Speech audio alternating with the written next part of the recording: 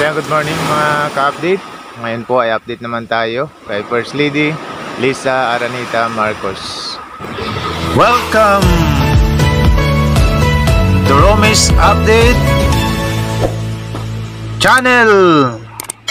So, mamaya mga ka-update, meron tayong papanooring video kung saan ay live na live si First Lady. Yung patuloy nga natin na sinasabi na monitor natin yung sitwasyon ni First Lady Lisa Aranita Marcos dahil marami nga yung nagsasabi na ibabalik si First Lady sa LA para makulong. So yan po yung promise natin sa ating channel na to, na kapag hindi na nag-post ng mga pictures si First Lady at wala nang balita patungkol sa kanya, tayo rin po ay magbablog at sasabihin nga natin na talagang totoo yung sinasabi ng mga DDS, maaring nakulong na si First Lady sapagkat wala nang balita sa kanya. Pero habang meron tayong nakikitang mga picture niya na sinasabi man nila na old picture, pero kapag nakita natin na talagang bagong picture, ibablog pa rin natin yan at i-update natin na talagang si First Lady ay nandito sa Pilipinas at fake news lang yung sinasabi na siya ay may kaso doon sa LA at anytime pwede siyang ibalik doon upang ikulong siya. Yung video natin ngayon patunay na ang First Lady ay nandito sa Pilipinas. Marami ng pagkakataon na sinasabi kapag mayroong lakad si Pangulong Bongbong Marcos, bakit hindi mo kasama ang yung First Lady? Bakit nasaan na siya? Bakit hindi nyo sabihin yung katotohanan na nakakulong ang iyong First Lady? So ngayon, yung video na to ay kasama siya, no? Kasama ni Pangulong Bongbong Marcos si First Lady na doon sa kanilang pinuntahan. So, panoorin na natin yung video mga ka-update.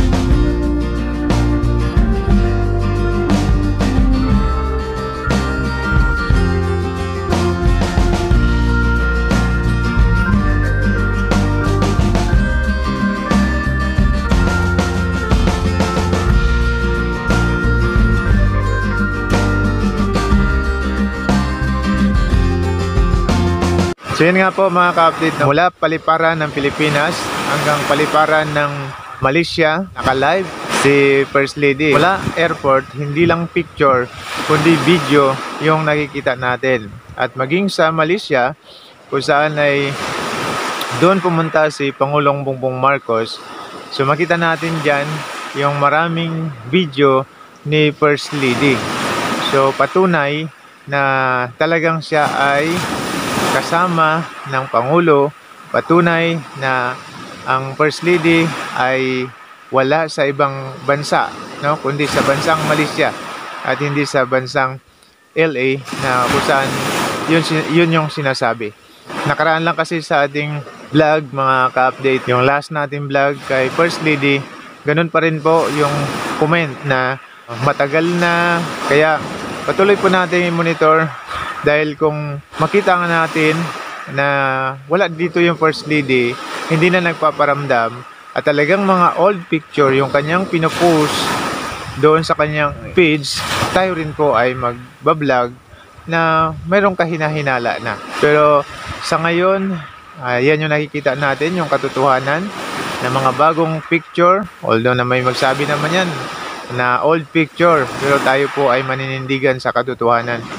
Yung video, maaari may magsabi naman na dating video na yan, pero tayo rin po ay maninindigan sa katotohanan. So lagi po natin sinasabi, doon sa mga nagsasabi na si First Lady ay nasa LA at nakakulong, kulik lang po kayo ng picture para patunay at tayo naman po ay naniniwala sa katotohanan. Malalaman din nga natin kung edited o hindi. Hindi yung lagi nyo sinasabi na nakakulong pero wala naman po kayong ipinapakitang ebidensya. At ito po ay maliwanag na ebidensya na ang First Lady ay kasama ng ating Pangulo. So sa hindi po nakagusto ng ating vlog, pasensya po, pero tayo po ay lagi nagsasabi na tayo ay nasa katotohanan lamang. At sa mga nakagusto naman ng ating vlog na to, palike na lang po sa mismong video, pa-share na rin po at comment po kayo mga ka-update sa inyong saloobin. So muli po, maraming salamat sa panood at suporta. Glory to our Lord Jesus Christ and God bless po sa ating lahat.